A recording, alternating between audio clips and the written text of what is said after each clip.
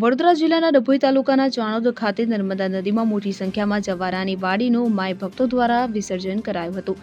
ચાણોદ ખાતે આજે પવિત્ર નર્મદા નદીમાં જવારાની વાડીનું વિસર્જન માટે માય ભક્તો ઉમટી પડ્યા હતા. ચાણોદ માંડવા પંથક નવરાત્રી પર્વ નિમિત્તે ઘરે જવારાની વાડીની શ્રદ્ધા ભક્તિ સાથે પૂજા અર્ચના કરાયા બાદ આજરોજ ઢોલ નગારા સાથે વાતે ગાતે વિસર્જન માટે ચાણોદના સ્થાન ઘાટ ખાતે વિસર્જન કરાયું હતું. મુકેશ ખત્રી સાથે CN24 ન્યૂઝ ચાણોદ. હવે જુઓ દેશ દુનિયાની તમામ ખબરો તમારી આંગળીના ટેરવે.